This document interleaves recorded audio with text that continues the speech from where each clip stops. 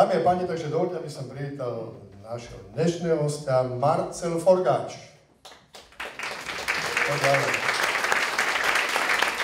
Vítaj. To je on. Toto je moje, ja som chvíľočku uvažoval, dobrý večer všetkým, že chvíľu neprídem, lebo vtedy sa ukazuje veľkosť moderátora.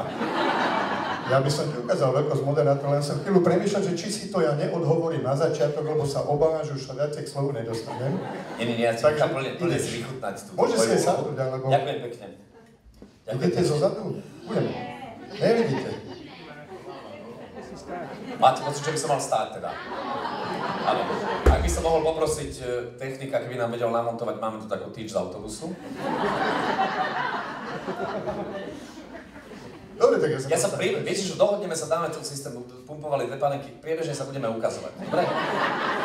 Ale tie kresá sú vážne nízke. Boli vyššie, Majka. A čo sa stalo? Dobre, Jožko, tebe dávali vanku už určite. Ja musím prezradiť, že napríklad z Dene Studenkovej v Inkognite, keď točíme, tak jej dávajú vankušik. Ja budem sedieť, ale zase doprete nám, aby sme si posedeli, pretože tak veľa nie je na čo pozerať. A druhá pravda je, že ja prídem niekam moderovať, kde som ešte nikdy nebol, tak teraz som host, ale hovorím o takejto situácii, tak prvé, čo zašumí, dávam, to nie je on je vyšší. To sa mne stalo, počúvaj, ja to poviem, lebo potom už budem ti hovoriť. Bol som pred 10 dňami, prosil znaky súcek na kopci Ladon Hora a keď sme to zvládli, tak sme išli do Radonskej krčmy, tam už sedeli chlapi tak pred obedom a jeden sa na mňa díva a hovorí: počúvaj, teba ja poznať, ty si z televízora. Ty si ten, no, nevedel si spomenúť. Ja hovorím, ja som Robert Kaliňák, len som si zabudol doma parochňu a bradu. To som nemal povedať. Nebola dobrá informácia. Tak sú aj iné príhody, keď stretne niekto niekoho. Roman Pomajko bol pred niekoľkými týždňami v Košiciach a stretol taký ten klasický obyvateľ Košic a hovorí mu: ty si Pomajko? On hovorí: hej, zahraj nejaký film.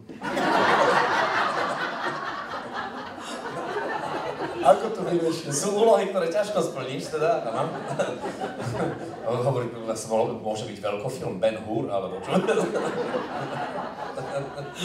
Zahrať aký film. To sú tie formulácie zase, ktoré ja si myslím, že títo naši spoluobčania sa možno dnes dostanú ešte do témy, ale v takejto veľmi nežnej, povedal by som takého toho slovenského folklóru, kde oni dokážu formulovať neuveriteľné veci. Čo ostaň pri nich, môžeme začať. Neviem, tak lebo ja mám veľa kamarátov, ktorí si veľmi všímajú tento folklór.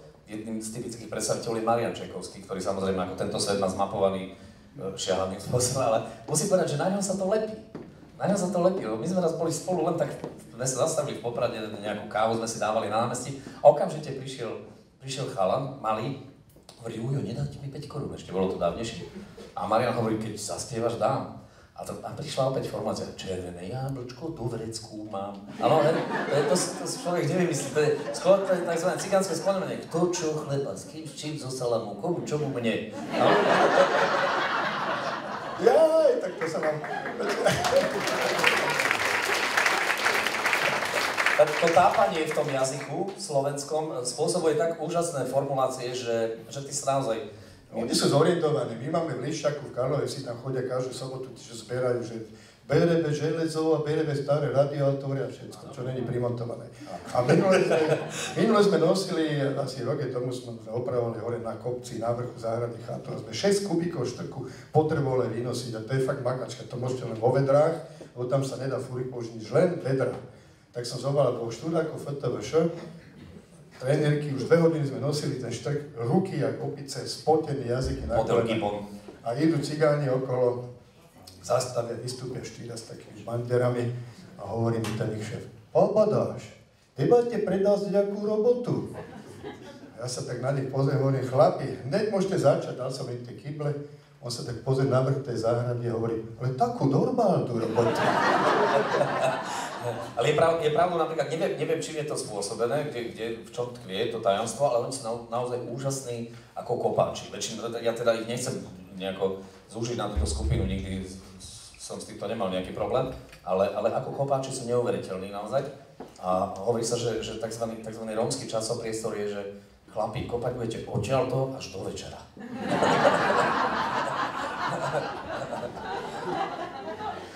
Oni sú veľmi rýchli a veľmi precízni v tomto. No dobre, ten sme nasadili.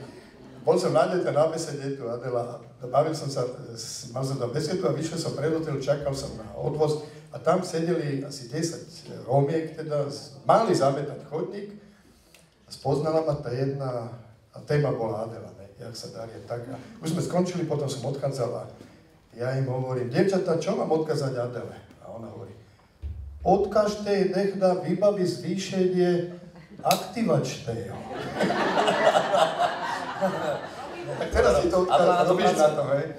A ja som teda nerozumel, čo si myslel tým na začiatku. Som si vravil, že teda ako trošku si ideš silno s tým sebavedomím, že je tu niekoľko špičkových moderátorov dnes. Už som to pochopil. Pani Vlčechovú, vítajte, vás tu vidím. Rád, že ste prišli. Poskávam pani Vaškovičová. Dobrý večer. Pani Vaškovičová, počúvajte, ale pani Vaškovičová došla, lebo ja môžem povedať prečo, lebo táto relácia má byť teraz laureátom ceny kryštálového krídla, takže je to tak. Prišla si nás obzrieť, no. Robíme, čo sa dá. Jeden moderátor a druhý by mohol byť laureát. To by stačilo. Ak slúbujete, že bude sám v kategórii laureáti. Marcel, ja som nezistil, že ty si Popradčan alebo Kežmarčan. Ja som sa narodil v Kežmarku, ale je to, povedal by som, ľahká anomália medicínskeho typu, lebo v skutočnosti celé svoje detstvo som strávil pod Tatrami v Poprade, kde žili moji rodičia a tak ďalej, ale ľudia, ktorí sú z môjho ročníka a narodili sa v lete, sme všetci Kežmarčania, pretože v tom čase rekonštruovali popradskú nemocnicu. To znamená, že všetci sme sa narodili v najbližšom meste, čo teda bolo na výber, veľa výberu teda tam nie. Ale Kežmarku je letná sezóna. Kežmarok, ako je to tam, ale tak Kežmarčania už si ma prisvojili, videl som na Wikipedii stránku, že známi Kežmarčania. Tak ako je veľkou cťou byť tam medzi naozaj obrovskými Slovákmi, ako bol napríklad doktor Vojtech Alexander, ako absolútny priekopník rentgenológie na Slovensku. Neuveriteľná kapacita, o ktorej sa pomerne málo hovorí, ale to už je taký slovenský fenomén.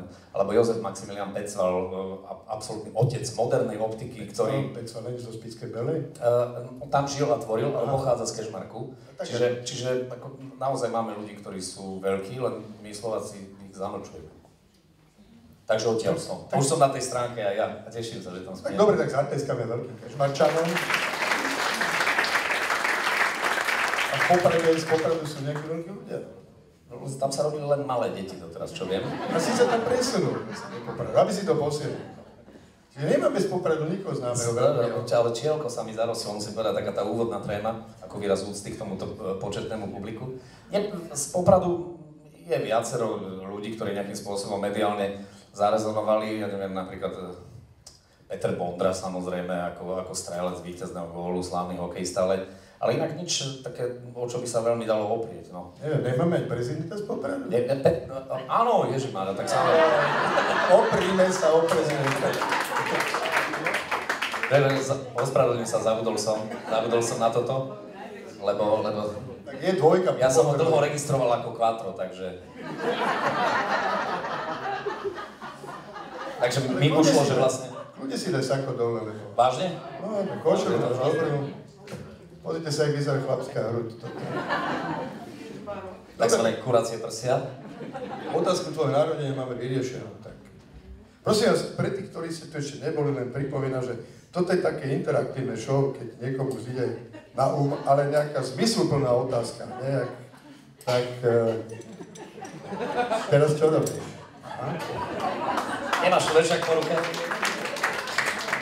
Dobre, tak ostane pri tých Tatrách, takže kľudne sa môžete spýtať. Ale ja ďakujem, scénu ste pripravili fantastickú, podľa všetkého sú to Dolomity. Sú to Dolomity? Prosím vás, niekto bol v Dolomitách? Sú čo Dolomitky? A tá štruktúra by mohla byť aj tatranská, rozmýšľam, ale keby to asi tak bolo. Ale dobre, si Tatranec. Tatry samozrejme, tým sa ako si v Poprade nemôžeš vyhnúť, hej? Ani pohľadom, ani tej klíme, ktorá v Poprade panuje. Je celkom bežné, že v zime teda ideš v závioch do školy. Ale hlavne musím povedať, že okruh mojich priateľov sa vo veku okolo 15 rokov rozdelil na dve také zásadné skupiny. Jedna časť veľká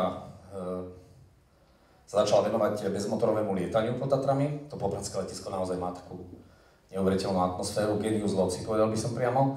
A druhá skupina, v ktorej som bol aj ja, sme sa začali venovať horolezectvu. Takže asi takto. A to sa dosť tak približuje, že jedni sú hore. Tak áno, je to vo výškach, ale ten pocit horolezca je taký, že stále aspoň ako tak dotýkaš toho materiálu, ktorý je na zemi. Tak to naša verejnosť, my to vieme tak troška tak všeobecne, že áno, že si z hor, hory sú tvojou veľkou láskou, v horách si vyrastal, no ale predpokladám, že hory tak zocelujú troška ľudí. Asi áno, pravdou je to, že ja keď som mal 14 rokov, tak mal som ako väčšina vtedajších detí zo školských tašiek a možno nejakého iného životného štýlu, napriek tomu, že sme naozaj neustále športovali skoliózu. A bol som v stave, kedy mi... Však tie kopce sú také zakryté. Áno, ale ja som potom mal v stave, kedy mi pán doktor, teda môj lekár, ortoped, chcel nasadiť korzet. Čo bolo pre chlapca ako ja, ktorý naozaj denne športoval a celý život strávil v gumených kopačkách, veľmi ponižujúce. A už to tak vyzeralo, že to aj bude, ale presne vtedy prišiel ten vek, kedy ja som začal som liesť. A tam samozrejme je ten pohyb, keď ten chrbát maká jednoznačne najviac, aj tvorí sa tam aj trošku tá hruď, ale ten chrbát naozaj dostáva najväčší nápor. A odrazu som na tom chrbte mal svaly a odrazu som tak nevdojak prebehol pubertou a vylizol som z nejako naozaj chlap, ktorý síce mal strašne málo kil, ja sa priznám, keď som sa ženil, ja som mal 68 kg. Ja som mal presne 68. Ja som mal 68 kg a vyzeral som, že by som mohol spávať v lešenárskej trúbke, ale mal som neuveriteľnú silu a v tom čase naozaj veľkú húževnatosť Mám fotky a schopnosť vyzerať. vydržať. Ako? Viem, ako si musel vyzerať, že som vtedy. Vyzeral som taký ako zagrož pes, sa tomu hovorí. Tak dobré, ale tá hora proste človeku dáva troška iné vlastne s tým, že šport, ale... Áno, ale v 15 rokoch a v podstate ani postupne potom ty nejakým spôsobom sa predsa nefokusuješ, nesústredíš sa na to, že a teraz si idem zoceliť morálno-vôľové vlastnosti. Absolútne nie, hej. Máš to rád, je to pohyb, ktorý ťa baví, si v skupine ľudí, ktorí sú pre teba zaujímaví. Sú tam tu obrovské vzory, ktoré môžeš obdívať, lebo ty ako mladý horolezec prídeš tak ako v tom čase to bol mladý začínajúci Peter Hámor, ktorý už mal za sebou veľké výstupy v Tatrách, niekoľko v Alpách, v Dolomitoch, chystal sa na Kaukaz, na Čatintau a na nejaké akože vrcholy, ktoré boli zaujímavé a to boli obrovské vzory v tom čase. Samozrejme v tých Tatrách doznievala tá zlatá generácia na čele s Ivanom Galfim a potom aj s chlapcami z Bratislavy, samozrejme, či už to boli Pavúci, alebo to bol, ja neviem, Ivan Urbanovič, Ivan Fiala a potom Tatranci Michal Rolina a ďalší. Čiže tých vzorov ty máš extrémne veľa a v podstate tie méty, ktoré sú pred tebou a to krásno, je ho tam dosť v tých Tatrách na celý život. Poznám možno dvoch ľudí, o ktorých by som si trúfal povedať, že preliezli všetky cesty, aspoň v tých zásadných stenách tatranských. Možno dvaja, možno traja. Tak ja som chlapec z Bratislavy, ja som tiež nejaké výšky zdolal, keď som bol chlapec, tak som vyliezol na 4. poschodie po hromozvode. Áno. To si moja sestra pamätá, som nemohol už naspäť, lebo sa to utrhlo. Tak to ste vy, ale som vás počul. To bolo dosť vážne. Ale tam ide aj o život často, samozrejme. A sú tam aj nejaké humorné situácie, lebo ja som sa vždy zaujímal, ani nie tak o ten výstup, ale o ten zostup. Lebo si hovorím, dobre, tak hore ten horolezec ešte nejako vyjde. Ale ako sa teraz vraciaš? Lebo však keď ideš hore, oči máš vpredu a raz keď ideš áno.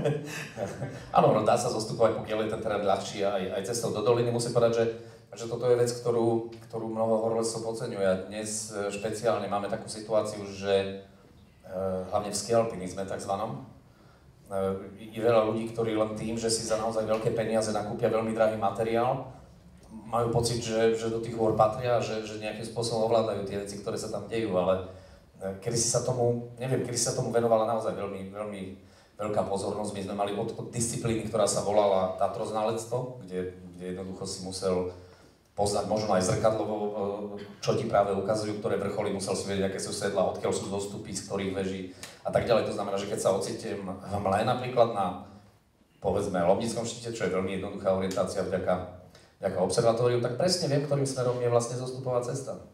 Mám otázku, že či si sa aj ty pohádal niekedy s kapucňou? Nie, ja nie, ale môžeme Otázka, či sa pohádal s kapucňou niekedy. Ja som aby sme to nejakým spôsobom objasnili, reč je o Petrovi Hámorovi, slovenskom himalajistovi, aktuálne je na svojej expedícii ďalšej v Himalajách, kde už lezie na 13. 8000. A je to horolezec, ktorý naozaj prežil všetko možné v tých vysokých horách a dejú sa tam veci, ktoré naozaj sú za hranicou nejakého bežného ľudského chápania.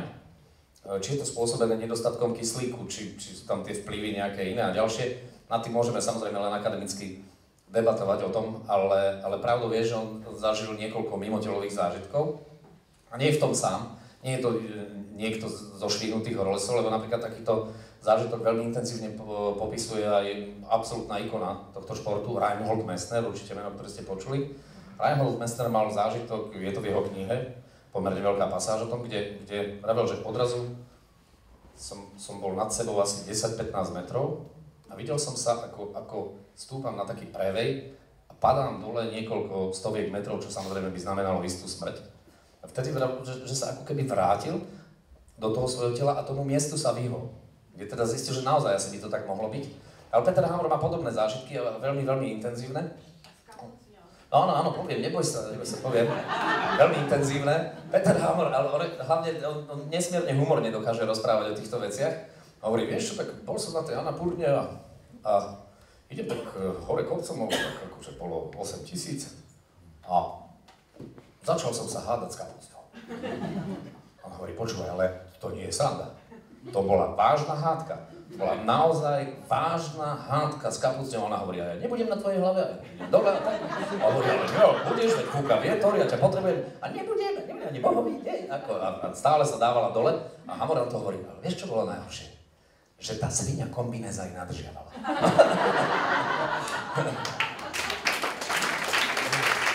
Áno, ale dnes ste si spomenul, kedy si bola taká súťaž. Nech sa páči. Ja chcem dodať, že to nebol samozrejme ojedinelý zážitok.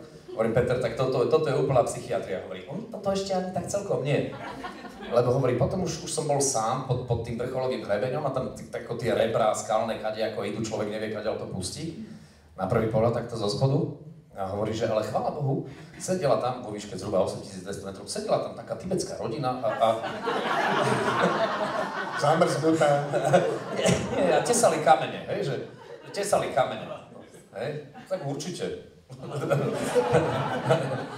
A hovorí, pýtal som sa tej dcery, že kadiaľ mám ísť, a ona hovorí, že nie tým prvým žľabom, ale až tým druhým a že to má pustiť. Na čo jej otec strašne zjazdil a čo ty mu pomáhaš? On sem prišiel a nech on si sám poradí, akože prečo ty nejakým spôsobom do toho vstupuješ. Tak dcera tak smutne odišla, ale Peter nakoniec trafil a hovorí, Peter, ako ste sa rozprávali? Hovorí, neviem. Vidíš, nad tým som neuvažoval.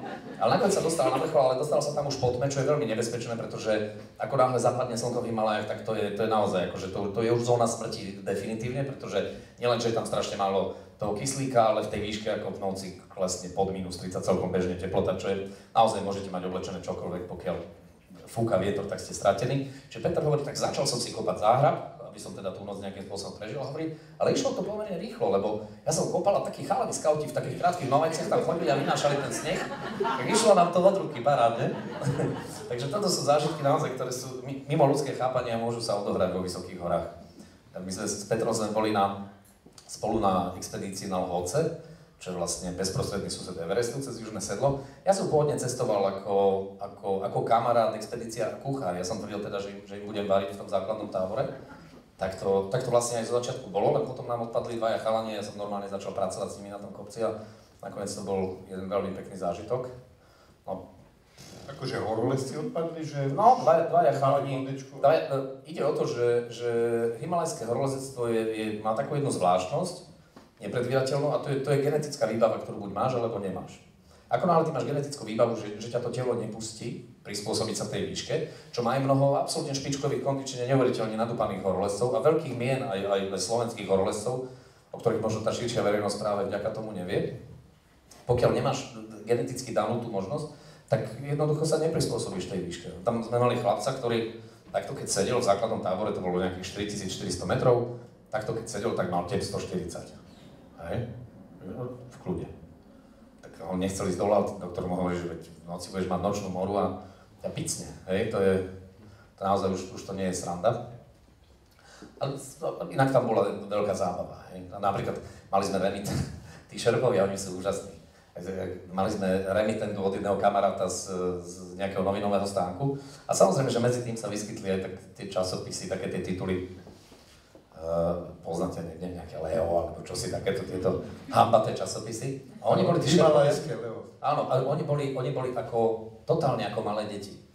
Oni prišiel, že may I borrow Dirty magazín? Akože môžem si požičať ten hambatý časopis.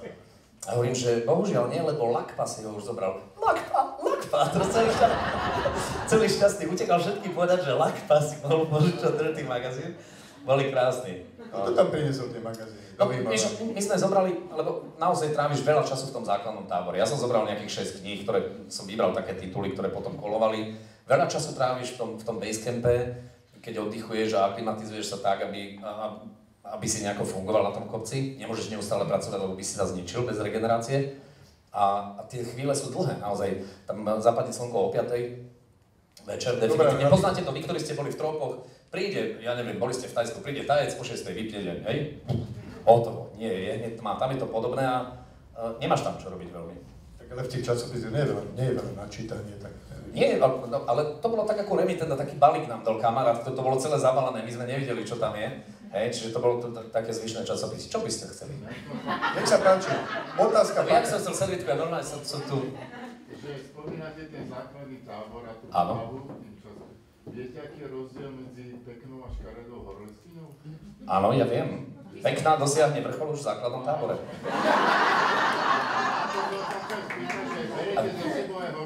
Nie, neberieme. A viete, čo je zaujímavé a veľmi milosrdné chlapom, ktorí trávia, neviem, 8-9 týždňov v základnom tábore, že máte tou výškou a tým pôsobením toho riedkeho vzduchu úplne eliminované libido. Ale totálne. Naozaj, to idete, rúčka zmetli, nič.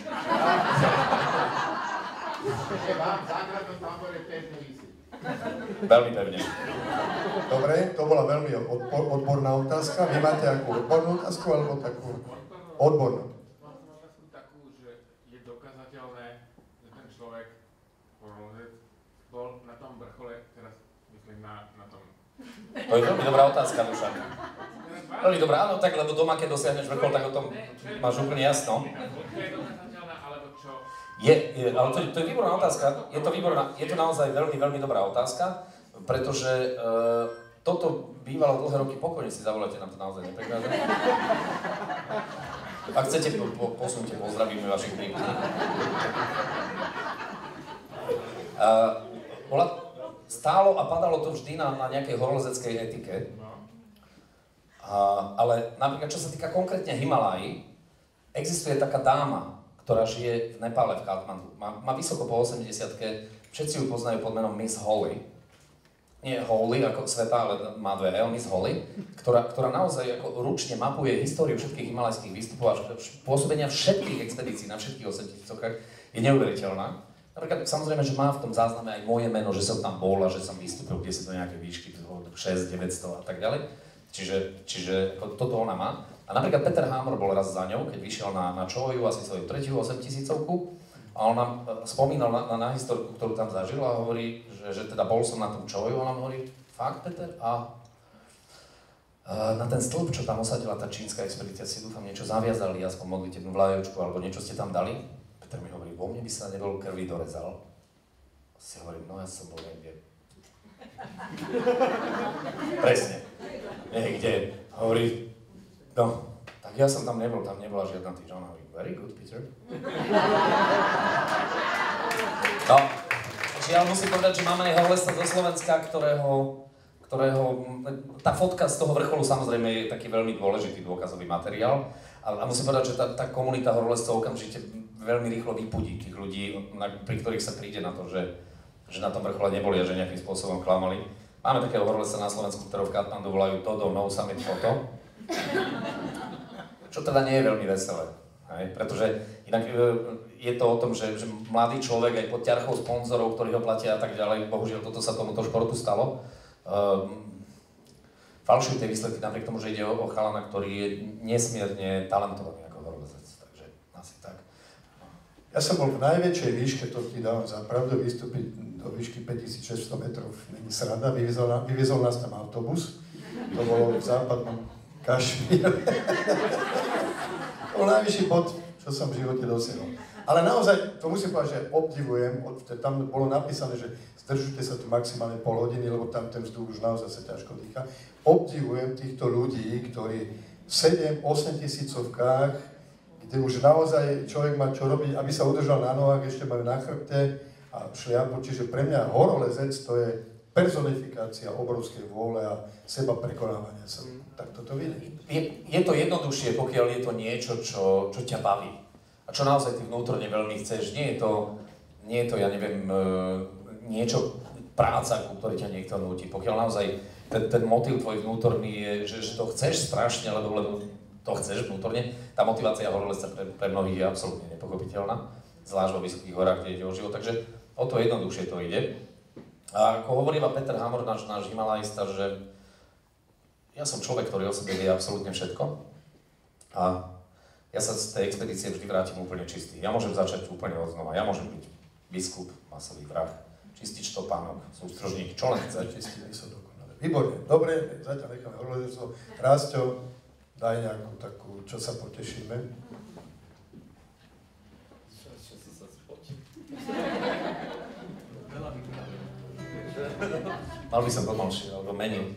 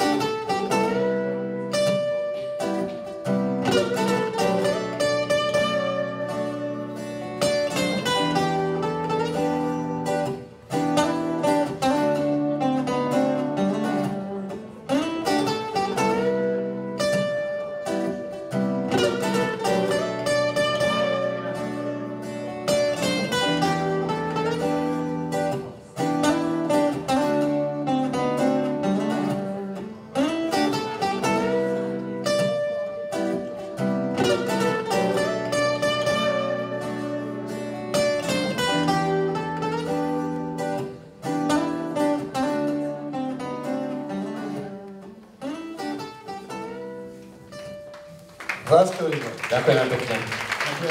Budeš aj spievať, Rasto. Budeš aj spievať. Áno, vieme aj spievať, ale je tu riedky vzduch.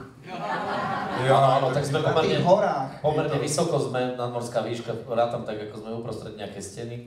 2300 by som to odhadol. Marca, keď sme pri tom horodese, samozrejme dostane sa k tomu podstatnému tvojmu moderovaniu, ale ešte ma troška ostane pri tom športe. Šport, to je taká veľká téma tvoja. Áno, tak Len teraz tak nevyzerá. uvediem túto tému, bol som nedávno v jednom takom prostredí, kde bol jeden známy človek, mladí študenti, a debata došla na šport a pýta sa, teda jeden z tých študentov hovorí, že ja som športovec a ten pán mu hovorí, hej, a aký šport pozeráš? Tak som si uvedomil, že kam sme sa už posunuli. Za našich čias sme šport robili alebo hrávali, dneska pozeráme. Takže ty aký šport pozeráš? Ja, vieš, no, ono to horolezectvo veľa nenapozeráš, hej, ani nemáš veľmi kde. A hovorí sa o tom, že je to šport bez štadiónov, čo je veľmi pekné, ale inak ja som absolútny fanúšik akéhokoľvek slovenského športu a fandím Slovákom, nech robia akýkoľvek šport.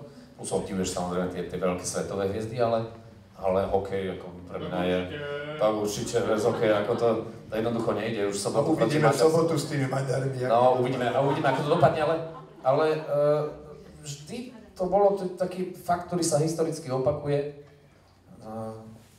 Paralelne nejako vždy vyskočí takáto vec, že máme pocit, že tá mladá generácia je nejakým spôsobom horšia, že menej športujú a že nemajú takéto športom nabité detstvo, ako sme mali my. Ja si myslím, že je to strašne individuálne a že mnohým krivdíme. A že možno je to skôr o tom, že tí rodičia, ktorí o tom hovoria, sú slabým vzorom tým deťom, ktoré potom ako naozaj vysia len na tých konzolách a počítači a nejakým spôsobom sa nevenujú svojmu telu. Plus, áno, Dušan? Máš dvoch synov a... Mám dvoch synov. Samozrejme, že ja si myslím, že výchova vzorom je to, čo naozaj funguje vždy. Pokiaľ teda máte iným spôsobom pekný vzťah a taký, že ťa nejako vnímajú ako vzor, tak to funguje, obaja športujú, obaja v kúse, kde si von, to znamená... A tvoji rodičia ťa viedli? Moji rodičia, môj otec ma učil lyžovať, moja mamka dodnes ako chodila naozaj vehementne na turistiku do Tatier. Už pravda takým tým svojim obaja, už keďže ja mám aj staršieho súrodenca, tak moji rodičia už sú 70-tnici, čiže napriek tomuto veku neustále ako naozaj... Chcem sa cez to lyžovanie dostať k tvojej manželke, tam je nejaký súvis. Áno, je tam veľký súvis. Tak lyžovanie samozrejme je šport, ktorý ja milujem a tak za zimu bežne mám, tých 30 lyžiarských dní sa väčšinou musí podariť, aby to bolo také, že vydarená sezóna. Vtedy vo funku sa nevysiela. Nie, no, ako tie víkendy, keď zrátaš plus jarné prázdniny, kedy si vezmem voľno a idem s deťmi a veľká výhoda je tá, že ak ja idem lyžovať, tak ja predsa nie som otrhnutý nejakým spôsobom od rodiny a od detí. Dokonca môj starší syn sa venuje freestyle skiingu, teda akrobatickému lyžovaniu, čo to je pomerne dramatické sledovať to, ale zatiaľ teda bez nejakého obrazu. Malinové to trénuje. Vieš čo, takto, keď je takéto počasie, tak trénujú v Starom Hrozenkove, čo poznáte asi, ako je to hraničná dedina. Je tam také veľké jazero a je tam mostík, kde sa vlastne skáče do vody, kde tie šialené skoky sa skáču do vody. Čiže normálne máš vestičku, neopren, lyže, priluhu a skáčeš do vody. 13. Pán Boh, 13. Nie, nebojím sa. Neviem. Ja si myslím, že a tí chlapci majú strašne napadané všetci, hej. A nehovorím teraz pri tých skokoch, lebo tam ten pád vždy je už ako naozaj celkom dráma, ale pri takomto lyžovaní, pri tom jeepovaní a pri tých takých menších skokoch a jazde dozadu, hej, tak ako majú chlapci tak napadané, že jednoducho oni padať vedia. Ja možno som trošku fatalista, ale myslím si, že ak je to šport, ktorý on miluje a vybral si ho, ja som tak vybral lezenie, moja mama samozrejme nemala ani potuchy, ja som hovoril o nejakej nevinnej turistike, že mami, ideme sa prejsť, tak ako na to popradské pleso. A už sme tam skobovali 200 metrov nad zemou, takže... Dobre, no a teraz poďme k tým lyžiam. No a lyže samozrejme boli pre mňa istým spôsobom osudové, pretože bol som svojej manželke na lyžiarskom výcviku, ona bola vlastne podo mnou o rok a bol som jej inštruktorom lyžovania, keďže ja som lyžoval solidne a s tou fakultou, nie fakultou, ale katedrou telesnej výchovy, keďže my sme mali len katedru, tak vlastne bol som veľmi za dobre s tými telocvikármi a boli sme aj kamaráti, oni aj videli, že to lyžovanie je v poriadku, tak ma zobrali ako inštruktora, dostal som najslabšiu 4. skupinu, v ktorej teda nebola moja žena, ale mne sa keďže tá náklonnosť tak sa začala nejako rodiť, tak ja som sa prepracoval postupne, nie tí lyžiari, ale ja som sa prepracoval do 3. družstva, kde bola aj ona. A to kde bolo? Kde to bolo? Bolo to pri Prešove, keďže ja som študoval v Prešove. Bolo to pri Prešove na takom kopci, ktorý sa volá Trienica, Lisa. A tam sa to odohralo. Je taký Veľká kopec, ťažká romantika. taký kopec. Samozrejme. Mňa sa pýtaš. Mami sa pýta, že je Prešov čaká. Jasné, je to kúsok od Prešova, je to nejakých 17 kilometrov. Vieš čo, ale Otázka bola, že čo sa tam odohralo. Nič zásadné, z dnešného pohľadu, nič zásadné, tam sa len zrodil ten vzťah, ako bolo to také naozaj veľmi romantické, veľmi pekné. Bolo to fyzické, len ako naozaj do veľmi obmedzenej miery. 6-členných izieb. No tak áno, lyže. Niekto sa zoznamuje pri lyžiach, niekto pri tanci. No. Ale niekto tak, že po sexe ráno sa opýta, ty sa ako voláš moja? No čiže tam to začalo a potom... Tam to začalo a postupne naozaj to bolo to tak, že dnes 22. júna bude 20 rokov, čo sme spolu. Gratulujeme. A ty si klasicky si požiadal teda nejakú horku? Samozrejme. Svoju, Samozrejme. Kláčal som pri tom. No toto nám Aby som hovoril. Mladí ľudia sledujú. Ale hovorí taký sprostý vtip, hovorí, že muž preto kľačí, aby hovoril k veci.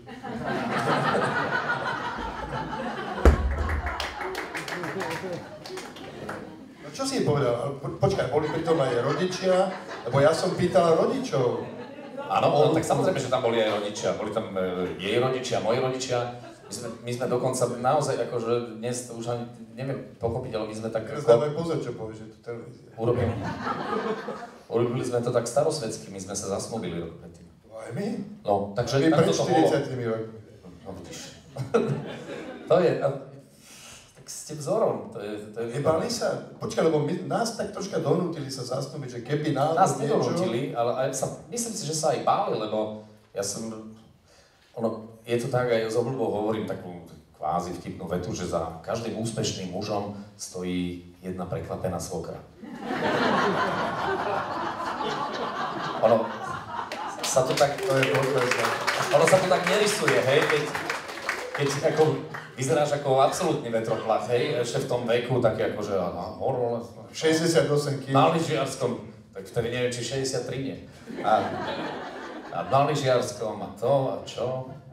A tak dobre, potom sa tak uspokojili, lebo v podstate my sme mali veľa spoločných záľub so svojou ženou, potom sme zistili, že vlastne, lebo ja som v tom čase, okrem toho, že teda som bol v Prešove a v škole, tak ja som ele učil v lokálnych novinách a chodil som hrávať externe do divadla Jonáša Záborského, také tie úlohy, že pani nesú psani, poznáte to? Ale to je dobré, ale tak ako bol som naozaj v tom prostredí tých naozaj Ty si hercov. študoval, čo si ty študoval? Filozofickú fakultu, slovenčinu s angličtinou. A vlastne v tom prostredí tých veľkých profesionálnych hercov a všetkých výmien a celého toho vlastne profesionálne robeného divadla, ako sa človek naozaj veľa naučí a myslím si, že mi to dosť dalo aj do života. Prekvapené svokry, to je strašné. Ja si to mám, keď ja som požiadal moju ženu o ruku, tak ona hovorí, moja svokra, Bože, ako budú tie deti vyzerať. Ja si to predstaviť, s týmto som ja vstúpal do manželstva. To je úžasné, no. Je to tak? Tak to je. Tebe čo povedal svokra, keď už povedal, že teda dobre, ber to? No, mne hlavne čo povedal svokor, vieš, akože keď, to je pamätná situácia, keď som prvý raz zazvonil u Adriany doma a teraz otvorili otec, žiaľ, že nebohy, mal 2 metre. Mal 2 metre a hovorí, prišiel za tebou nejaký pionier. Lebo ja som vyzeral na 14, hej. A teraz viete, ale Jožo, to si predstav, to si pádaš, to si roztrasený úplne, to je ako slabý epileptický záchvat. Môj svokor radšej zutekal od tej situácie. No, tak ako ja som mal svokra, ktorý zásadne nezutekal, hej. Zdaj niečo ešte o svokre, to je dobrá téma. On si to vychodil, ale svokru ja mám úplne v poriadku, tam je to... nikdy ani nevstupovala do nejakých mojich záležitostí, ani v podstate nikdy nevplávala do mojich výsostných vôd, takto by som to povedal. a skôr dobré rady alebo také tie kárne opatrenia, na to je moja mama špecialista. Ale musím povedať, že vždy s láskou, vždy s jednou veľkou láskou. A svojim rodičom obom a aj máme samozrejme vďačím aj za to, že povedzme, oni boli prví, ktorí mi predstavili napríklad aj tie Tatry, ktorí mi ukázali, že to, čo vidíte spredu, je len intro a tá krása potom ešte má toľko pokračovaní, že je to úžasné. Takže tak, moja mama napríklad ako špeciálne, to je absolútny slovenský lokál patriot, veľký patriot. Moja mama je... Rodičia sú Tatranci. Otec pochádza, mama je z Potatier priamo, z Popradu, a otec pochádza kúsok z takej dediny z Podbraniska. A ja som zabudol doniesť tie dôkazy, ktoré som, lebo o otcovi sa ešte určite budeme rozprávať. Ale to som chcel povedať, že moja mama je typ, ona miluje slovenských básnikov napríklad, a ona tak raz za mesiac si vezme takú tú malú motičku a také tie malé tabličky a ona ide na Martinský cintorín a upravuje hroby slovenských básnikov. Naozaj, akože má túto úchylku. Nech ma tam pochovajú. Ale ona je nešťastná strašne, lebo hovorí, keby si videl ten Janko Smrek, aký má hrob, to je hrozné, to je hanba. To je hanba, 2 hodiny som hrabkala. Nemilujte ju. Takže starostlivosť zo slovenských velikánov je v súkromných rukách. Je to tak, no tak keď ten štát naozaj tie hroby, ona už teraz ako samozrejme je technologicky brutálne na výške, čiže dokáže odfotiť a poslať fotografiu z mobilného telefónu. To znamená, že ja to vidím a ona naozaj má pravdu, tie hroby sú veľmi smutné veľakrát. No ale stále je tu ona, chvála Bohu, tak nech žije. A dlho Pozdravujeme tvoju mamu. Môj otec zase je človek, o ktorom môžem povedať, že je to chlap, ktorý dokáže všetko. Ja absolútne nie som po ňom. Môj otec napríklad je fantastický v štiepení stromov, úplný mičurín, fantastický v chove včiel. Ja si nepamätám, že by sme niekedy neboli mali med, on má vždy 3, 4, niekedy 5 včelstiev. Podľa toho, ak sa roja nejakým spôsobom štiepia tie rodiny. Je vynikajúci ovocinár a najnovšie teraz vlastne dostal od mami takú knihu od Jonáša Záborského Dejiny Uhorska. A on sa tam dočítal samozrejme o Forgáčovcoch, ktorí istým spôsobom v tom 16. storočí zasiahli do toho boja proti Turkom. Čiže ty si z tej vetvy, hej? No nie, a on chcel zistiť, či náhodou teda nie sme šľachtici, hej? Ale to je pravda, že to znamenalo, že on viac ako 3 roky naozaj úžasná celú zimu, teda v lete na chalupe, celú zimu 3 roky mravčia práca, naozaj neúprosná, fary, urbári, matriky po dedinách, aj tých najmenších osadách a tak ďalej a hľadal tie naše vetvy a nakoniec sa dopatral teda k tomu, že nie sme ani majiteľmi Spišského hradu, ani nič podobné. Forgáčovci boli všetci šľachtici. Ja už som mal našlapnuté, ale nie. Už som teda aj chcel sa dožadovať na pamiatkovom úrade v Levoči, že teda kľúče. Ale nakoniec vyzerá, že nie. Ale znamenalo to aj to, že sme sa jednak zoznámili s tými Forgáčovcami, ktorí reálne teda majú právo aj používať forgáčovský erb a sú z tej šľachtickej vetvy, ale znamená to aj to, že som zistil, že v 17. storočí v našej rodine máme. Máš to tu? Banášová a Cifrová. Vedľa seba. Alžbeta Cifrová a Mária Banášová. Čiže Adela a Saifa pekne pohromade. V našej rodine. Všetci sme rodina, planeta. V našej rodine, to ste áno. No, že môj otec naozaj akože urobil ten rodokmeň taký veľmi pekný a teda tak Lučenci, že chceli tú dolnú časť zvonta. Áno. Forgáčovci dominovali. Tam sme dominovali. A čo ti to bráni, aby si vyhlásil, dohodneme sa, že je šľachtic? Áno. Mária Čechovská, vždy bol, aj tak si pre mňa šľachtic. A hovorím, dobre, osedlajte kone, ideme na Gímeš, tam to rodový hrad, takže tak. To sú moji tvoji rodičia profesionálne, prepáč, keď sa trošku tak, že z akého prostredia pochádzaš oni? Môj otec je učiteľ matematiky a fyziky, ale paradoxne nikdy sa tomu nevenoval a dal sa na dráhu profesionálneho vojaka už pomerne v neskorom veku, ale nepracoval v kasárne, bol na okresnej vojenskej správe v Poprade, čo teda je pomerne nepríjemná záležitosť, ale už tak ako na tie vojny sa chodilo a tak. A moja mama pracovala v nemocnici v Poprade ako administratívna sila, v podstate ako účtovníčka. Oni tiež boli takí zhovorčiví, takí výreční. Áno, ale špecialista na tieto disciplíny bol jeden môj dedo a starý otec, to znamená obaja starí rodičia, to boli... Čiže máte moderátorské korene v rodine. V podstate áno, mali obrovský španec, boli to nesmierne sčítaní ľudia, čo je zaujímavé, lebo neboli to ľudia, ktorí by mali nejaké naozaj ohromné vzdelanie, ale ako knižnica dedová aj starého otca boli také, že som bol šťastný, že som si z nich jasno zdediť ako pomerne veľa. OK, dobre, tak kým dáme tú hlavnú tému moderovania tak ďalej. Rasto, skúsiš nám niečo zaspievať? Áno, samozrejme. Prosím. A keby si dal toho Claptona, to dáš, alebo nedáš? To je taká moja... V tejto skladbe som ťa objavil, aby ste vedeli, že... Tak, zaspievaj, na čo máš chuť.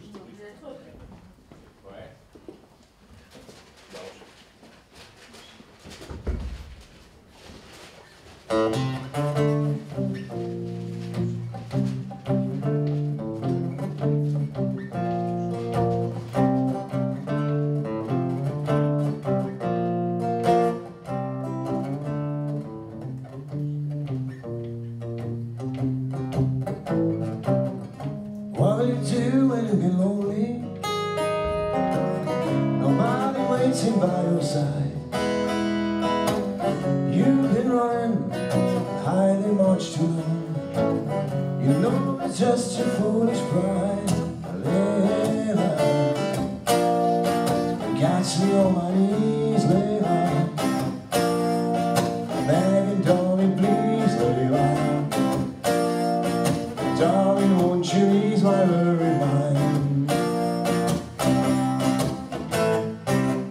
Trying to give you consolation. You're a man that let you down. Like a fool, I fell in love with you. You turned my world upside down, Layla. You got me on my knees, Layla. I'm begging, darling, please, Layla. Darling, won't you ease my worried mind?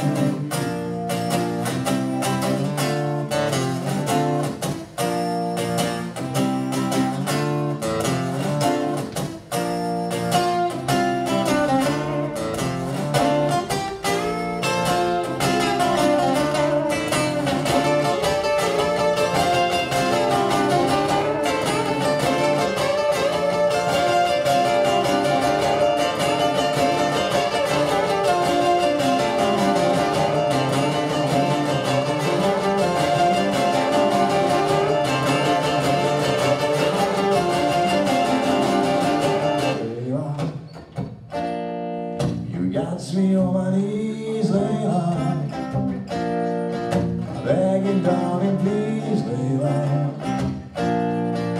Darling, won't you ease my worried mind?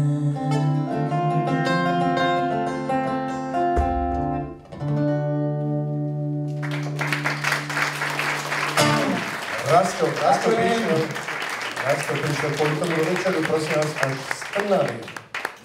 To si nás hovorí. Presne tak. Trnavy, no čo sa dá robiť aj z Trnavy? Toľko odriekania.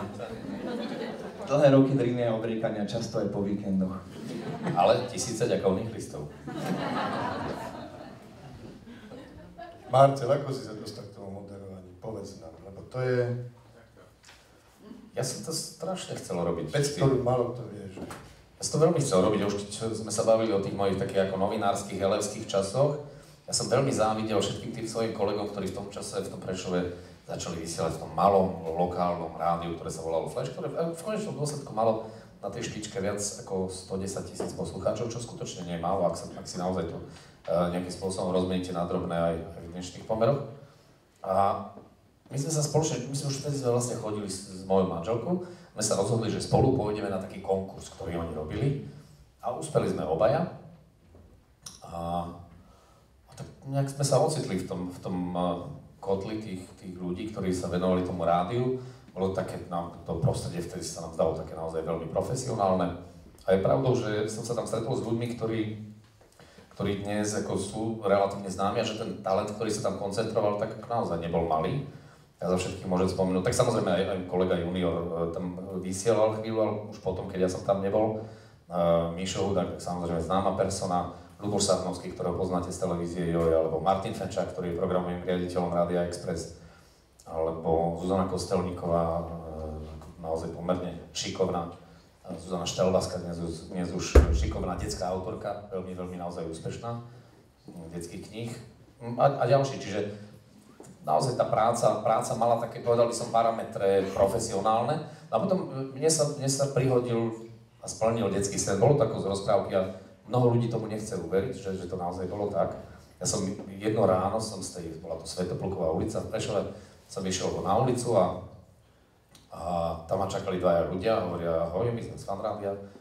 A nešiel si na kávu, samozrejme. Áno, že teda by mali záujem a že nejakým spôsobom... To bol rok 99. Že by mali záujem, aby som vysielal vo Fanrádiu. Vtedy bolo také... Vtedy si pamätám, že... Odkiaľ o tebe vedeli, že Radio Flash sa v Bratislave nedal počuť? Nie, ale dalo sa počúvať v Košiciach. V tom čase bola taká, povedal by som, filiálka Fanrádia v Košiciach, kde sa tam liali ako pomerne veľké peniaze cez vtedajšiu VSŽ, čo samozrejme ako Fanrádio neodmietalo, čo je len logické. Nepríde mi to ako niečo, čo by nebolo správne. A prešli 2 mesiace, ja som chodil na také, ako povedal by som, krátke stáže týždňové do Bratislavy, kde som už aj vysielal som tú muzikolu nejako do poludňa a tak. A býval som v hoteli v CKM-ke na týmto. To bol zážitok. To ti poviem, to bol, tak vieš, tam ešte bol taký ten dozvuch, taký ten chvost toho celého, čo sa tam kedysi dialo úplne bežne.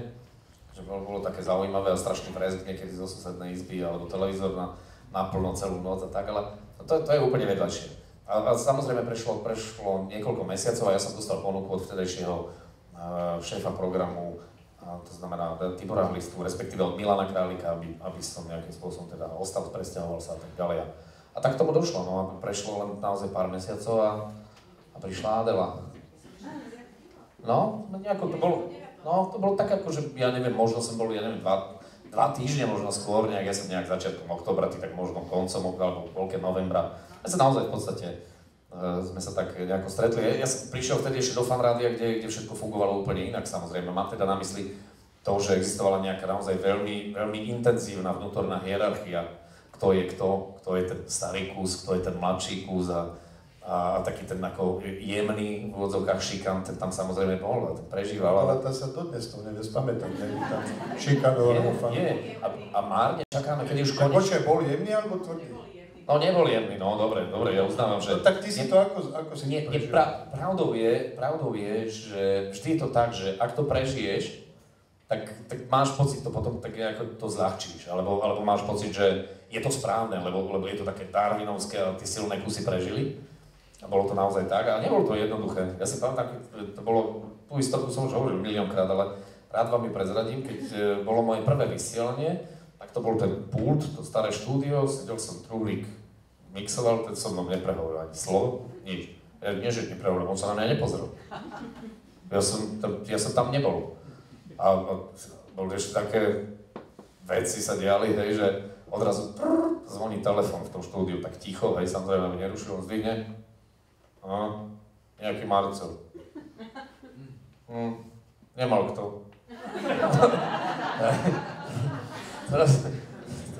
To je výborné, keď akože ste pripravení, že idete baviť Slovensko. A potom ten pocit, keď si uvedomíte, ako naozaj na tej lokálnej úrovni človek tak má pocit, že má nakorčulované, ale zrazu si uvedomíte, že preboha, to aj v Bánovciach nad Bebravou. Očovej, veľký krtíš, jak by smet. Hej, takže bolo také zvláštne. No a potom oni sa dohodli všetky tie veľké hviezdy, ktoré tam vtedy boli, ešte ktoré my sme zachytili. Pre nás absolútne gigantické mená. To boli opry pre nás mediálni. Oni sa dohodli všetci a boli dvere oproti tomu štúdiu, do ktorých ten moderátor krásne videl. Oni tak postupne chodili po jednom a robili toto, že...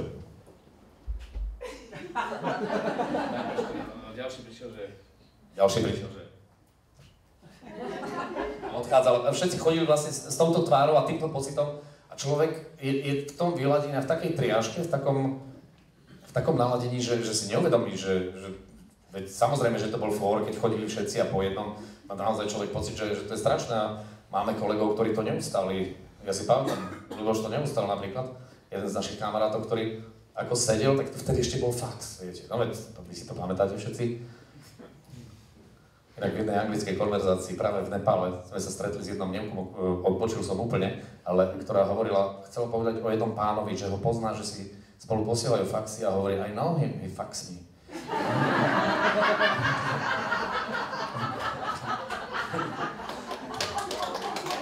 Ale, no a kolegovi vyšiel fax odrazu, teď si ho otrhol, tam chodil dopravný servis, to boli také prvé lastovičky, my sme netušili niekedy, že to bude taký úžasný marketingový nástroj ako dnes, hej, vtedy to naozaj sme to vnímali ako servis a ešte sme používali takú formuláciu, ak ste počúvali Fan Rádio koncom 90. rokov, začiatkom ďalšieho milénia. To je vraj dnes najobľúbenejšia relácia na Fanku dopravný servis. Tak bolo, že pozor, mikrovlnka vypráža na Vajkalskej, hej, ešte sme tak kamuflovali kadejako. No ale kolegovi vyšiel ten fax z toho dopravného servisu, on ho odtrhol a číta. Neviem, kto to teraz vysiela, ale okamžite ho zrušte. Peter Abraham, generálny riaditeľ, pác, podpis. Čo bolo samozrejme ako vyfabrikované, no ale on sa zosypal ako úplne. No ale povedz nám, teraz ma to fakt zaujíma, ako ste to vnímali, lebo Adela to vnímala veľmi dramaticky, možno si to pamätáte, koľko je tomu nazad, keď tam vám nainštalovali nového riaditeľa, a ten vás nutil hrať dýchovky a takéto veci, do závodov chodiť. To bolo, predstavte si, ako jedného dňa vlastne nainštalovali nového riaditeľa, prišiel majiteľ, náš vtedajší aj terajší, a povedal, že toto bude vlastne nový výkonný riaditeľ, čo my samozrejme človek ako zvyknutý nejaké subordinačné záležitosti nerieši, robí si svoju prácu, dobre, OK. Ale on prišiel a začal, ten riaditeľ najprv zaviedol ako úplne katastrofálnu vec, knihu dochádzok. Čo je ako ťažko za hranicou nejakého pracovného teroru vo Fan Rádiu, lebo to prostredie tam je fantastické aj kvôli tomu, že máte prácu, ktorú milujete. Zároveň to prostredie je veľmi voľné v tom zmysle, že záleží na tom, či si urobíte svoju prácu, ako si ju urobíte, nie či prídete o 6:00 do práce alebo 6:30, pokiaľ teda o 6:00 nevysielate, čo, ako áno, to je poriadok. Stáva sa to, že začneš vysielať do 6:30, keď si mal o 6:00? Ale to sa stane každému, každý, kto ráno vysielal, zaspal, aspoň raz. Adela, ty si nikdy nezaspala? Ty si nemeškala 10 minút? Nie, Marcel, nie je to bežné. Lebo z našej zostavy už všetci. Ja som asi 2-3 krát som zaspal. 10 minút áno, 10 minút áno. No, a tak... Ale minule si mal taký príjemný... Minule som mal taký akože celkom... No, som si vypol telefón a zabudili ma ho o 8.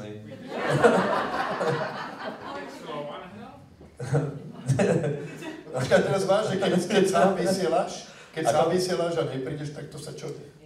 Minimálne o tom vie celé Slovensko. Toto je, ako tam nezatajíte, že ja som bol v práci. to je. No dobre, vráťme sa ešte k tomu riaditeľovi, lebo myslím, jeden z najväčších rozhlasových kegov, čo sa bude. A teraz ten riaditeľ ako týmto začal, áno? Veľmi intenzívne, teda tou knihou dochádzok. Potom sa prišiel, zvolal si nás na takú poradu a hovorí, že trošku by sme sa mali priblížiť normálnemu tomu, čomu sa kedysi hovorilo pracujúci ľud. Dobre, to znamená, že navrhujem viac ako dýchovky v tom Fan Rádiu by sa malo objaviť. A celé bolo v tak autentickom prostredí a tak autentickým spôsobom podané, že sme sa jednoducho vzbúrili, my sme tomu uverili. Nakoniec samozrejme celé to bol jeden obrovský gag, ktorý si na nás pripravili. Bol tu tým novým riaditeľom, bol Jano Fakla, ktorý je dokonca šéfom a organizátorom kremnických gagov. Ak poznáte ten festival humoru a satíry, tak ako možno aj túto figúru ste niekedy on to hral tak profesionálne, že on bol hnusný. Mu na tom on bol hajzel úplný. On normálne, ja si pamätám, tam sa vtedy... Za zlé, no úplne. Celé takú kravatu nosil, takú ako lopár, viete. To bolo šialené. A Pajko mu buchal po stole, dával výpoveď, kolega Vlado Bajnoci. To bolo... Ako ľudia boli dostali nás naozaj. A celý mesiac to ťahali. Nehrali sme nakoniec tie dýchovky, ale ako... áno, viac Pala Haberu, a neviem, ako proste to je jedno. Tlačil. tlačil. Veď pamätáš si, tlačil ako naozaj veľmi intenzívne. Pre nepočujúcich sme mali mať nejaké... Áno, teraz si spomínam. Pre nepočujúcich to bolo... Nie silno nabasované.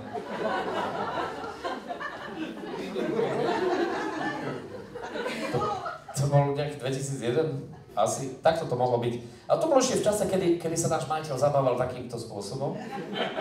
Čo pravda, bolo aj zábavnejšie, aj keď menej teda prínosné pre demografickú krivku Slovenska.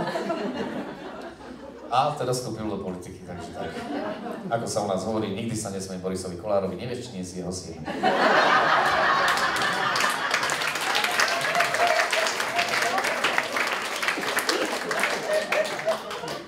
Máš nejakú ambíciu týmto smerom?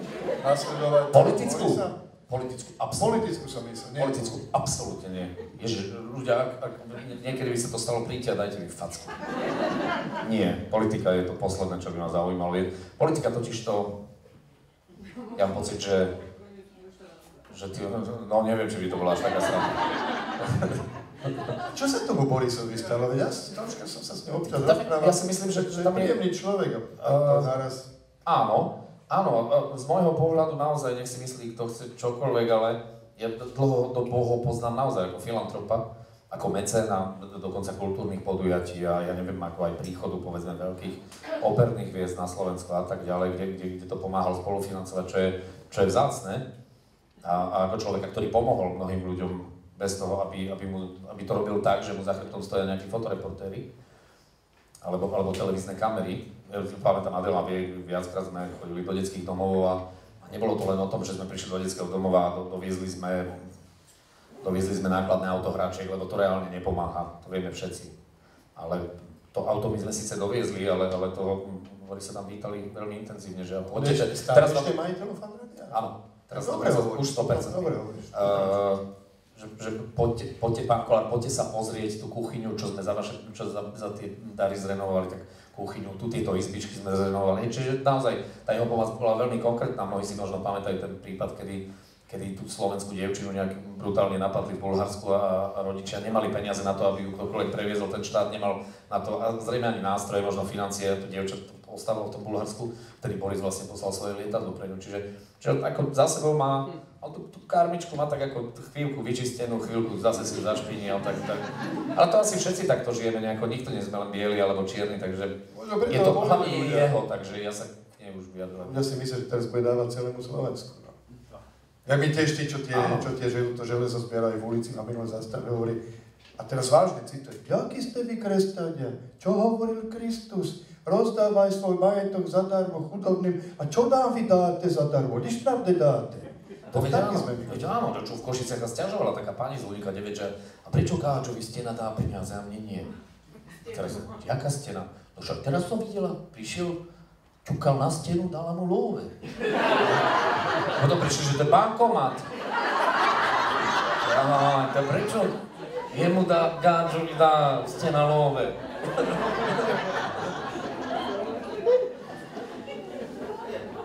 Títo posluchači ťa nejak reagujú na teba, počúvajú? Áno, ja keď poviem. Ticho! Reagujú tak ako poslucháči. Je to asi tak, že každý máme nejaký okruh poslucháčov a divákov, ktorí nás majú radi, ale platí aj tá jednoduchá showbiznisová rovnica, že čím viac máš priaznivcov, tak ako aritmeticky ti narastá aj počet ľudí, ktorí ťa neznášajú, alebo dokonca niektorí, lebo to je na Slovensku taký šport, aj nenávidia. Napriek tomu, že s tebou nikdy nestrávili ani 30 sekúnd, takže... A s tým sa buď zmieriš, alebo dá sa opustiť toto povolanie, hej, čiže... A všetci na teba kričia, povedz vtip. Áno, každý máme svoje. Roman Pomaj bol zahrať nejaký film, ja mám povedz vtip, hej, normálne jukebox. Povedz vtip. No povedz nejaký vtip. Odpovedám, hoďte Nemci. Tak to sme tu mali šampióna Petra Naďa, ne? Keď tu bol Peter, tak... Tak Peter Naď, ako pri všetkej úcte, s Petrom Naďom hráme asi 2 roky. Mišo Hudák, Peter Naď a ja hráme takú hru, že kto príde a povie, keď Peter Naď príde a jemu, Mišovi alebo mne povie vtip, ktorý nepoznáme, ktorý mu nepovieme pointu, tak mu kúpime fľašu vína. Doteraz ešte nepil od nás nič. Takže Peter je interpretačne fantastický, ale predsa len už je taký old school. Nie, povedal by som, že nie je na polúce. Ty si to zapisuješ, ale... Nie. Ja dokonca neznášam zapísané vtipy, alebo nemám rád vtipy, ktoré si môžem prečítať na internete, lebo tam tomu chýba tá šťava. Ja sa k tým dostávaš? Ja som obklopený ľuďmi, ktorí sú naozaj ako je Mišo Dudek alebo Marián Čekovský, potom ďalší moji kamaráti, ktorí možno nie sú ani mediálne známe, ale sú fantastickí hľadači vtipov. A vtip niekedy nie je celkom o tom, že aj ho viem povedať, aj je dobrý, ale aj aká je tá dramaturgia toho prostredia, tej situácie, kedy ten vtip má prísť. Lebo to je možno aj tá tajomná esencia toho celého. Východňari majú úžasné vtipy. Tak daj nejaký vo východňari. Rovnako ako daj vo východňari. Ja napríklad nie som celkom zbehlý interpretačne tak, aby som mohol vo východňačine hovoriť vtipy. U nás doma napríklad nikdy sa nárečím nehovorilo. Absolútne. A v Poprade vo všeobecnosti sa nehovorí veľmi nárečím, len je fantastický prízvuk. Áno, čiže skôr je to tak, ale nárečie ako také u nás v rodine sa nikdy nepoužívalo. Absolútne. Nehovorím dedu napríklad, ktorý je zo Spiša, a teda bol, tak teda áno, samozrejme. A s Mišom A s Marianom Čekovským? S Mišom Hudákom sme sa spoznali, ja som ho spoznal ešte teda skôr, než sme boli kolegovia v rádiu, on bol herec v divadle Alexandra Duchnoviča v Prešove, vtedy sa to volalo Ukrajinské národné divadlo, ale všetci vieme, že vlastne tých Ukrajincov v Prešove a v okolí bolo 9 a tých Rusinov ako tisíce, čiže je to trochu inak aj s tými národmi a národnosťami. A inak musím povedať jednu historku, to divadlo Alexandra Duchnoviča, keďže hrá v tom rusínskom jazyku, tak funguje predovšetkým ako zájazdové divadlo. Musím jedným dýchom povedať, že tam je celá enkláva hercov, ktorí sú aj pôvodom, ja neviem, Rusi alebo Ukrajinci a tak ďalej. Veľmi ľudia, ktorí sú fantastickí herci. Naozaj ten ensemble je úžasný, ale dosť na tom hrali v jednej dedine, ktorú Mišo Hudák volá Náhorný Karabach. Hrali v jednej dedine také predstavenie, mali také zaujímavú inscenáciu jedného fínskeho autora, kde celé pojednával ten scenár o tom, že je to príbeh chlapca, ktorý deň po výbuchu v Nagasaki vlastne blúdi po tom teréne veľmi nehostinnom, nepríjemnom, toxickom, nemá rodinu, nemá nikoho a nejakým spôsobom sa snaží prežiť.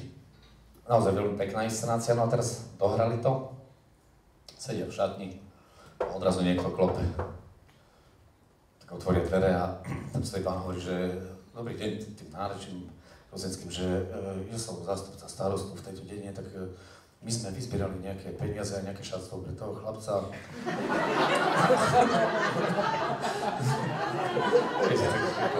Taký sám opustený a...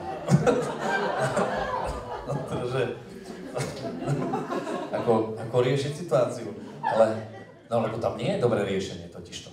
To mi Mišo až potom hovoril, že mal hneď povedať, že ďakujeme, super, on hovorí, ale to bolo ako? To akože ste si z nás robili? Teraz vlastne nastáva úplne patová situácia, hej? No, nejak sa to nakoniec urovnalo, takže tak. Čiže s Mišom Hudákom takto a Mariana Čekovského som poznal v Slovenskom rozhlase v Košiciach, kde som spolu dramaturgoval, ako v podstate tiež tak ako Elevský, jeden rozhlasový seriál, ktorý nakoniec bol celkom úspešný. A ja najskôr počul, že ide po schodoch policajné auto, hej? Vyšiel nejaký človek, už tedy mal takéto vlasy. Šialeným spôsobom imitoval všetkých tých vexlákov, väčšinou rómskych spred hotela Slovan. Veď viete, no. Vieš čo, o chvíľku príde taký čávo, donesi mi 1 000 000 v igelitke, nemáš cigu? Tá kultúra, ten folklór toho celého, jednak toho naozaj akože zlého mafiánskeho sveta, ale hlavne tej vyššej vrstvy, tých, čo sa na nich tvárili. Áno, toto Marian mal, on má neuveriteľný talent na takéto záležitosti. Takže takto sme sa spoznali už dávno a odtedy žijeme v dlhom a nerozbornom priateľstve. OK, dáme sondu slovenskej mentality, ale Rastík, daj nám nejakú takú, čo nás nezasmutní veľmi. Ne? Teraz vám zahráme jednu pesničku, ktorú málo kto pozná, je to strašne neznáma vec. A je to pesnička o tom, že teda to bola reč o rôznych ľuďoch, bohatých, chudobných a tak ďalej, ale je to pesnička o tom, že sa všetci proste niekde raz stretneme a budeme tak na jednej línii. Takže je to veľmi pekná pesnička.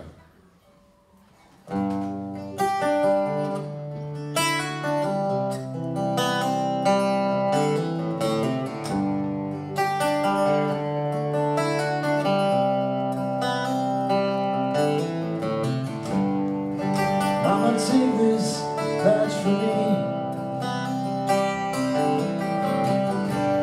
I can't use it anymore. It's getting dark, too dark to see. It feels like I'm knocking on heaven's door. Knocking on heaven's door. Knocking on heaven's door. Knocking on heaven's door. Knocking on heaven's door.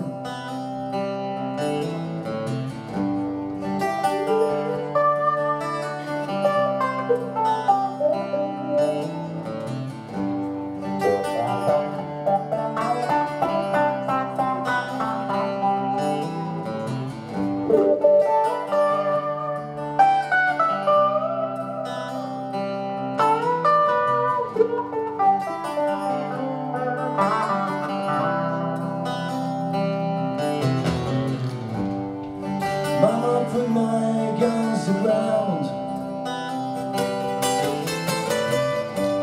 I can't shoot them anymore. A long black cloud, it's coming down. It feels like I'm knocking on heaven's door. Knocking on heaven's door. Knocking on heaven's door. Knocking on heaven's door. Knocking on heaven's door.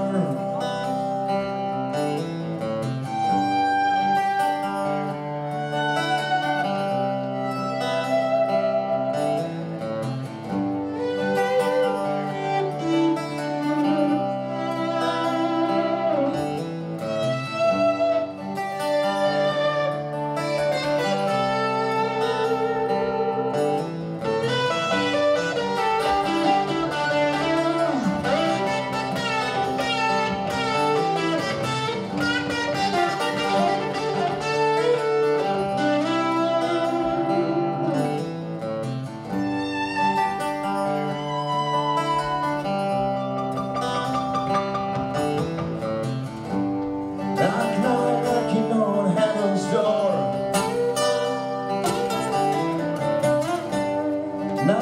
Knocking on heaven's door. Knocking on heaven's door.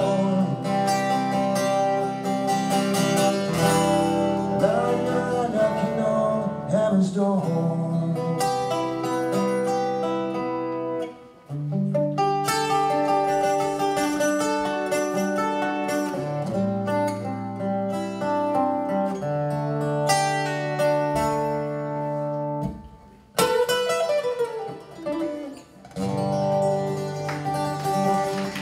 Koupanie na nebeskú bránu.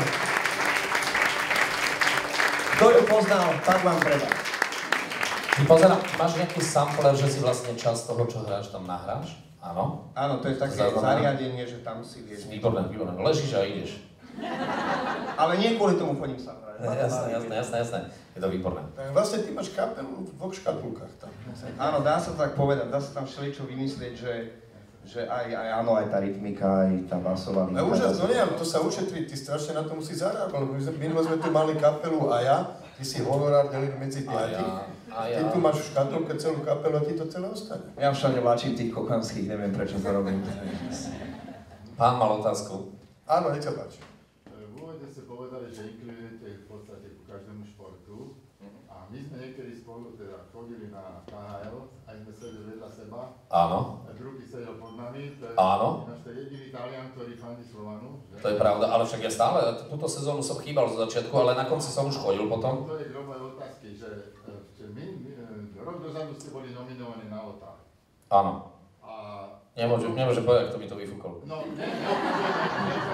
bolo podané,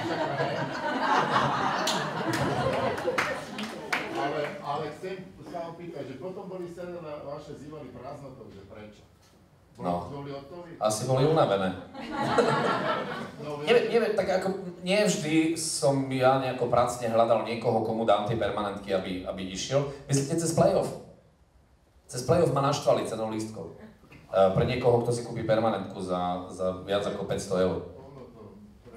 To je jedno. Čiže, ale to je všetko.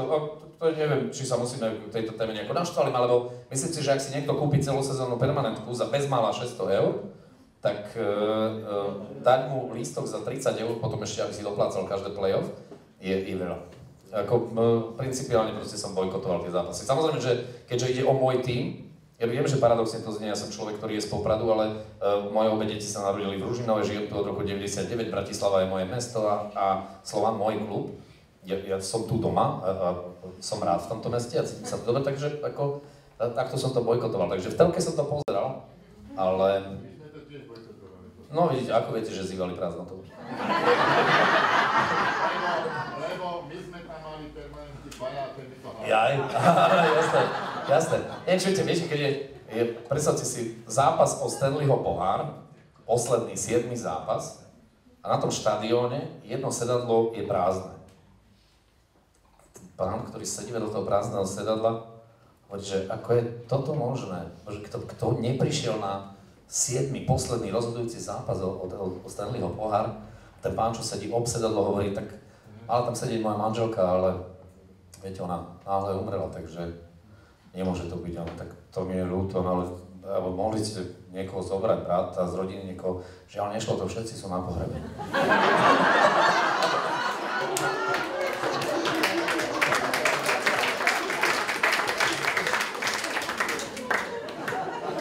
Mne sa na Slovania páčilo, keď začínala sezóna, tak marketingový riaditeľ Slovana hovorí, to mám vystrihnuté, hovorí, že chcem ubezpečiť našich fanúšikov, že tohoročná zostava nebude slabšia ako tá vlaňašia, keď sme skončili posledný.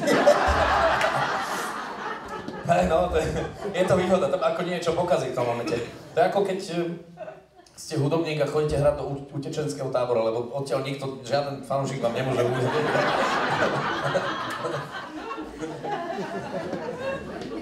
Prosím, chcem sa spýtať, baví vás to ešte, lebo my sme už opovedali skončiť. No, chcem ísť k tej téme, ktorá asi je taká momentálne najaktuálnejšia, to je tá vaša televízna relácia. Ja si pamätám ešte, keď to Oliver Andraši robil, tak raz mu hovorím, počuj Oliver, ale to nie je fér, lebo vy tam robíte, hovorím teda aj múdry chyby, alebo nikto nedokonalý. To nie je fér, lebo vy tam, podľa môjho názoru, zámerne vyberáte len nešťastníkov, ktorí... A potom vzniká dojem, že celý národ, že sme sprostí a on mi na to hovoril, ale ty to úplne zle chápeš, vieš, aké my dodávame ľuďom sebavedomie? Ja si predstav, že by sme ukázali, že by boli všetci múdrejší, však tí za obrazovkami sa tešia, že sú všetci sprostejší ako oni. Ako to ty vidíš? Je to tak, že... Samozrejme, týchto názorov je veľa. Je pravdou, že musím povedať napríklad, že Česi to robia tak, lebo majú vlastne obdobný program, nejaký istý pandant toho, čo robíme my v televízii Prima. A oni z tých 10 odpovedí dajú 7 správnych. Ale ako potom nejakým spôsobom sa stráca tá šťava toho celého, nie? No, ja rozumiem, ako dá sa dať aj 10 správnych, a budeme vyzerať ako výborný a inteligentný národ, len v konečnom dôsledku, dobre, my ideme do druhého extrému, ale ani jedno, ani druhé nie je pravda. Tak kde si uložená pravdou je, že niekedy sa tam urodia také odpovede, že... A duplom teraz naozaj rád používam formuláciu, že náš respondent v uliciach sa riadi pravidlom neviem, ale odpoviem. To je... To je... Vymenujte, skúsme len tak rýchlo, vymenujte aspoň 3 ľudské zmysly. Čuch, pach, ňuch. Alebo prípadne opäť taká pani, ako už staršia skváv, taká akože väčšia, ale že skúste doplniť, ako pokračuje báseň. Horí ohník, horí, na kráľovej holi. Ktože ho nakládol, ako to pokračuje? Fantasticky. O toto by sme prišli, viete, tak trošku. Posledne sme točili minulý útorok a teraz mali sme tam ďalšiu ako fenomenálnu odpoveď. Opäť samozrejme bol to nejaký spoluobčan, taký ako veľmi vtipný. A doplňte dvojicu. Kremienok a krematórium. To sú veci, ktoré si nevymyslíte. To je ako, keby ste naozaj mali 40-ky horúčky a ste Roman Polanský, tak možno by vás niečo také napadlo, ale inak ako to nevymyslíte takúto vec. Ja si pamätám, čo je to charizma? Tebie ja som katolík. Áno. Ale to sa vám stane aj v krčme, kamarátovi v Čechách teraz, že dobrý deň, máte rukolu? Že máme jenom Pepsi.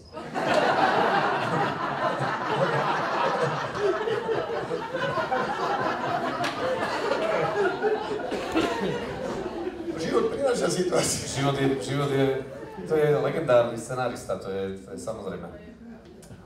Cestoval som vlakom z Kisaku a tam, to som myslím, že už rozprával úžasný príbeh. A tam v jedálňaku, nočný vlak to bola v jedálňaku otrávený sprievodca, prisadol som k nemu, niečo sme si vypili a na stene, bolo to kladívko také, viete, čo bolo. A ja mu hovorím, prosím vás pekne, to kladívko tu je na čo? No tak keď nastane nejaká mimoriadna situácia alebo nejaká havária, tak zoberte kladívko, rozbijte okno a môžete uniknúť. Ja mu hovorím, no ale to kladívko je pod sklom. Ako sa ja k nemu dostanem? To musím mať teraz ja nejaké svoje kladívko, aby som sa dostal k tomu kladívku. Ale a to tiež máte v púzre pod sklom a musí byť iný ešte. Počkaj, on sa teraz tak zamyslel, prišiel k tomu, to preštudoval a dojde a hovorí, no nemusíte mať kladívko, stačí, keď budete mať krížový šrobovák, tam je všetko. Takže nastane havárijná situácia, ty hľadaš verca, že... Správne náradie je dôležité, to je bez debaty. No dobre, Martin, povedz nám nejaký vtip. Bude to, ale to som chcel povedať, čiže tá relácia by potom... Ja viem, že veľakrát sú tie odpovede trápne, niekedy nám je trápne za tých ľudí, ktorí sú na uliciach. Niekedy je to také, že nie vždy sa to vydarí, podľa mňa za tým je ako pomerne veľa driny tých ľudí, hlavne tých dievčat, ktorí v tých uliciach sú, ale hovorím, prišli by sme o toto, viete, o túto esenciu, ktorá aspoň z času na čas nejakým spôsobom kvapne. Takže... Ja mám taký pocit, lebo aj Jadrka spomínala, keď ešte bola v Teleráne, ale to sa mi tak zdá, že to je také dosť platné pravidlo, že tí Slováci, ako si sa boja kamier a keď ťa zastaví na ulici nejaký anketár a dáte mikrofón, tak všetci utekajú. Ale títo v tejto tvojej relácii, ty sa tam hrnú. Tak, lebo my vyberáme odvážne kusy. Silných jedincov. Ešte sa nestalo, nejaké incidenty neboli? Bolo to také drobné, ale tak je to ako vždy to o tom, že to nežné žienia, možno si všimli, že vždy hovoria, vy ste pekná. To sa tam deje stále, ale s vami by som išiel na kávu, lebo takéto tieto veci, ale vždy je tam akože mocný kameraman, čiže ešte nie je to zo štátu. Vy sa toho nezúčastňujete? My nie, my sa toho nezúčastňujeme, dokonca dlho pre nás tie dievčatá boli čosi ako pani Kolombová, hej, my sme vôbec nevedeli, ako vyzerajú. Absolútne sme netušili. Potom nám urobil radosť vlastne Oliver Andrášik a priviedol ich ako hosti na silvestrovské vysielanie, čo bolo teda celkom vtipné. No.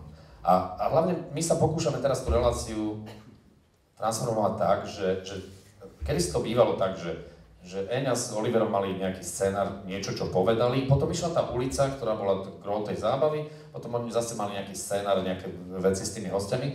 Ešte my sa snažíme to celé uchopiť tak, aby tá ulica bola naozaj len nejaký doplnok, nejaké intermecko, cez ktoré... Ja viem, že máme veľa divákov a ja mám kamarátov, ktorí vtedy prepínajú, keď je anketa napríklad, hej, lebo ich to nejakým spôsobom obťažuje. My sa to viac snažíme robiť ako talk show a toto by mal byť taký doplnok. Toto je také citeľné. Tak s Oliverom Andrášik, zase už aká sranda mala byť, no tak... No, tak ale dobre, aspoň trošku ľudia prestanú myslieť na tie ťažké a vážne témy, ktoré sa tu sústavne pertraktujú. Opýtajte sa. Nech sa páči. Ja sa chcem zeptať, vy tam vždycky vyhlašujete toho nejchytřejšího na záver. No, ako tým slovom by som narábal veľmi opatrne. Ohlásí sa zpátky? Väčšinou áno, tak 111 eur nie je úplne malá suma. Ale musím povedať, keďže hovoríte česky, ja som spomínal aj tú reláciu, tú istú v Čechách, tak je zaujímavé, že Jiří Krampol, ktorý ju robí posledne, to nám hovoril Sagman Tofi, ktorý bol u nás ako host, že zaspal počas odpovede. Kým teda položil hostovi otázku, mám príjmať takovú historku, že a on rozprával historku a pozerajú a Jirka klakol. Jirka kleknul. No tak áno, má svoj vek, to je bez debaty. Tam ešte nejaký pane, vy ste mali otázku, nie? Tu istý. Tu mám. Máte tam na to scenár, alebo improvizujete väčšinou? Alebo len nejaké body, ktorých sa držíte? Máme nejaké body, veď Adela nakoniec je živým svedkom, že on sa snaží, ten Oliver, on je taká stará škola a on silou mocou sa snaží mať každé slovo v scenári, ale to sa nedá pri takýchto živloch, keď máme, že ja neviem, máme aj Kosť a Adelu, aj my. Nikdy nevieme, kam sa tá debata posunie. A ja osobne naozaj milujem takýto spôsob práce, preto som napríklad zbožňoval chodiť do Adela Show, na ktorú sa nedalo pripraviť. Nehovorím, že Adela samozrejme špičkovo pripravená na svojich hostí, jazykovo podkutá, vybavená ako to vie len ona, ale ten panel a to, čo sa tam odohráva, to bola divoká rieka, ktorá meandruje, chodí. Nedá sa na to pripraviť, že pripravím si jeden vtip, ktorý použijem, lebo zavediem svojich kolegov na túto tému. To bola riava, to išlo samo a to bolo super. Sa mi veľmi páčilo.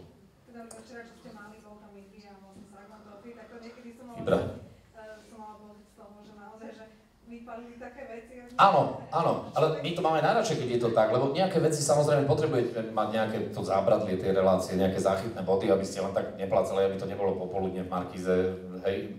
A v tom najlepšom slova zmysle, to znamená, že on také ako plky, viete, on tak ako sa rozpráva, tak ako inak. No inak dobre, a čo doma, deti rastú, ale veď rastú, no ale tak ako to nie je veľmi zábavná relácia v tom momente, čiže nejaké zábradlie mať musíte, no a už potom my sme radi, keď sa nám podarí, ako sa hovorí, otvoriť tých hostí a dokážeme vlastne z nich dostať nejaké historky, na ktoré si spomenú tu a teraz, alebo dokážu zaglosovať niečo, vtedy je to super. No. My sme na tom rovnako, že Jožko? No tak ja musím povedať, že tí, čo sem chodíte pravidelne, tak v podstate všetci hostia, čo sme tu mali za tie 3 roky, tak neboli takí výreční ako si ty. No od teba výrečnejší bol ešte Joži Golonka, to musím povedať. Tak ale na rozdiel od Jožiho, ja som aj obsah, nie?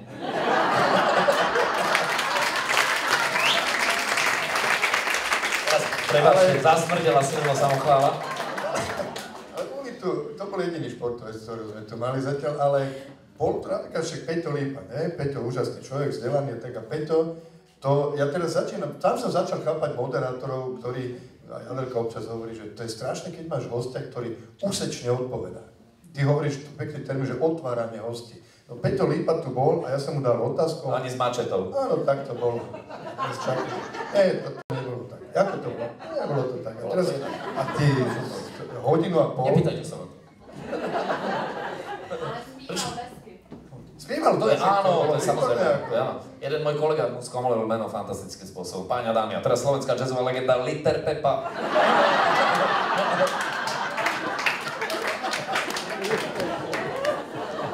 To sa stalo, no.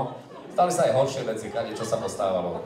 Ja, ten si počul, jak dvaja východne sedia v krčme. Jeden hovorí to tému druhému slovu, ty už čul, že voda zdražela. Tá veci už došlo i na to tých abstinentov. Dobre, škola hrou.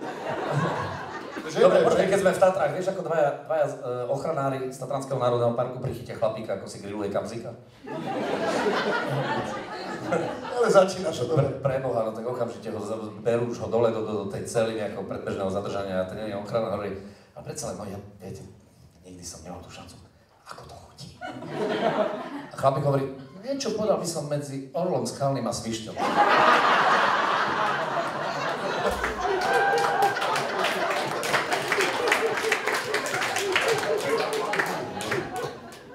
Že o 3:00 ráno niekto zvoní, chlapík otvorí a tam stojí taký pán, zjavne má trošku chytené a hovorí, prosím vás, mohli by ste ma roztlačiť.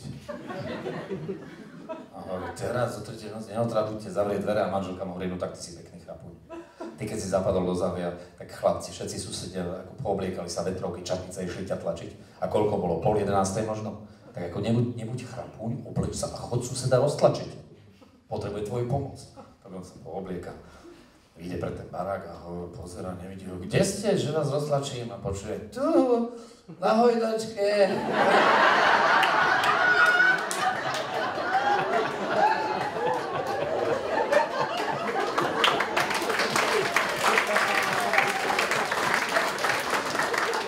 Toto som tu už raz hovoril, a vieš, aký je rozdiel medzi Bocianom a obzvlášťom? Ja viem. To je prvý človek, ktorý ho vie. No Bocian si robí hniezda vo výškach, obzvlášť na komínoch.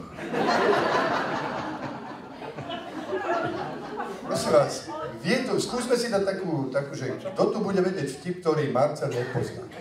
A tak to je... No, Rastko sa hlási, Rastko sa hlási. To je jednoduché, podľa mňa nikto nemôže vedieť všetky. Dajme Rastovi jedno, či budeš tento. Marcel, tento určite nebudeš poznať, lebo ten je z také úzkej komunity v Trnave, čo máme. A keď už spomínate toho Bociana, tak letí Bocian a proste v tých, čo sú to? Azúry. V nohách. V nohách mám už 1000 mil. Alebo vlastne v plienke. Tak v plienke má dôchodcu. Poznáš. No, poď pokračuj. A ten dôchodca na neho reve. Už si konečne priznaj, že si zablúdil. Si dobrý, no. Poznáš, idú dve stíhačky a jedna nestíha.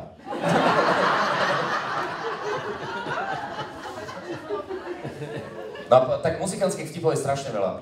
Jazzový klavírista, ako príde k lekárovi, to vieš? A on hovorí, tak budete žiť už len 3 mesiace. Vážne? A z čoho? Víš, aký muzikantský pozdrav? Nie. Ahoj, ako sa máš pre mňa kšeft? Áno. Kvalifikácia. Lieskovský, áno. Tak už kolegovia nám hovoria, že aké historky máme hovoriť. Náš kolega Milan Lieskovský DJ hral na Detve. A prišiel za nej taký opitý miestný ako Gargantua a hovorí, že ty si odkiaľ? No a hovorí z Dubravky, keby si bol z Bratislavy, ťa zabiť.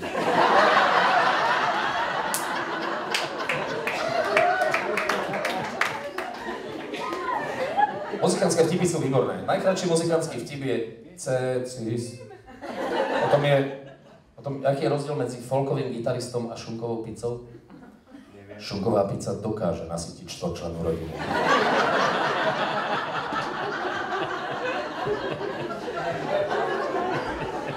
Alebo že aký je rozdiel medzi jazzovým gitaristom a rockovým gitaristom.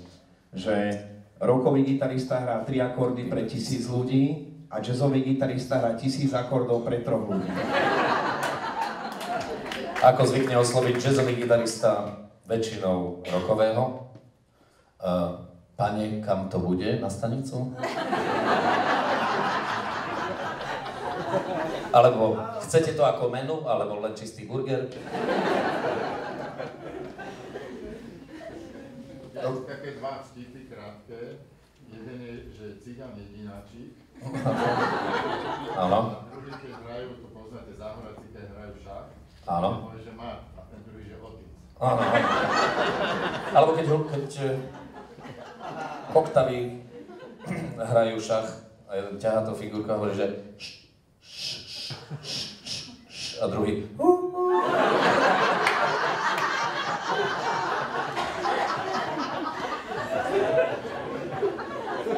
Senici mi hovorili, ste spomínali Záhorák mi hovorí, že my máme teraz už aj pápeža, my Záhoráci. Volá sa Ja piju první.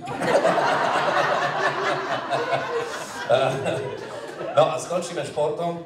Slovenskí hokejisti, neviem, či tam tak sú aj nejaké hokejové vtipy? Asi áno, že slovenskí hokejisti sú ako Titanic, sú všetko v poriadku, kým nenarazia na ľad.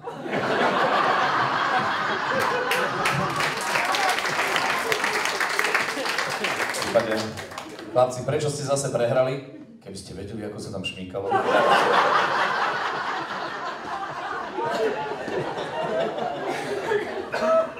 A potom mám obľúbený vtip o slovenskom zápasníkovi. Ten trošku dlhší.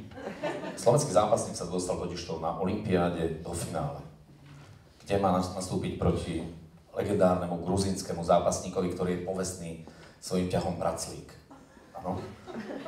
No proste praclík, viete si to predstaviť, hej? Tréner mu hovorí, rob všetko, len nech ťa nedostane do praclíka, lebo z toho sa nikto nikdy nedostal, to nemá šancu.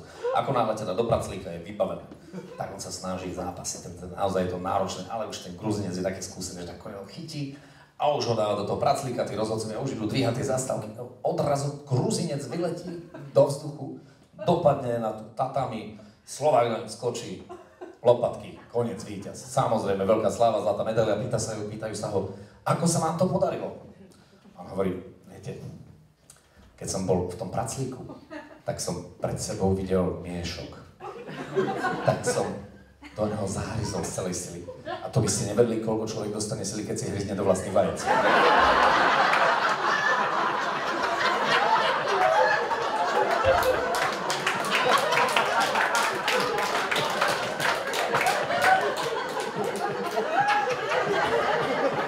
Hádam aj domov chodte.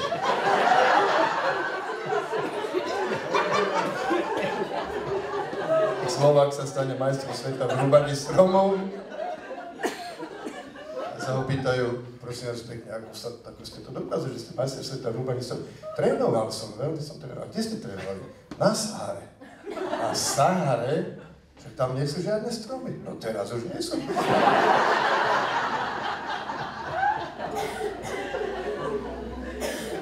Jeden záverečný a ideme, dobre? Záverečný. Ja milujem krátke vtipy. Krátke vtipy. Ešte posledná nejaká otázka je na Marcela. Není, dobre, Ja teraz tiež taký populárny v poslednej dobe u nás, že pán Vrchný, v tej polievke je zub. Ukávte?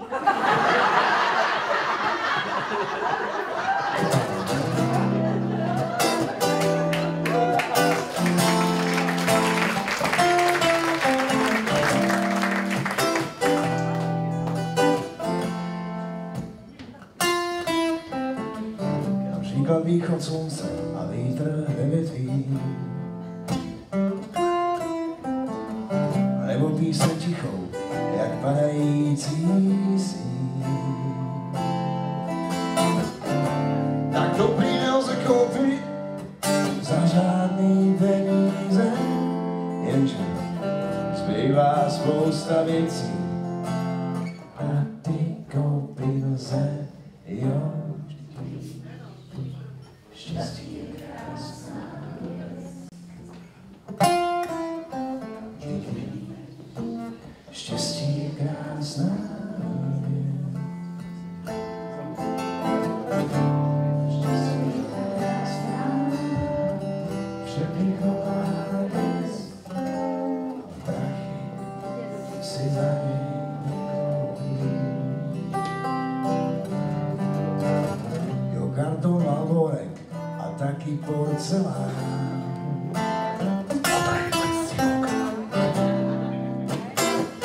Tapety parmazán. 5 kilů hráku nebo džínsy Calvin Klein. Tak pozná, že to není štěstí. Ale je to fajn, jo, vždy víš. Štěstí je krásná věc, vždy víš, štěstí je krásná věc, štěstí je tak krásná a přepichová věc. Tak toto je moja najobľúbenejšia slovenská pesnička. Ale štěstí si za něj nekoupí.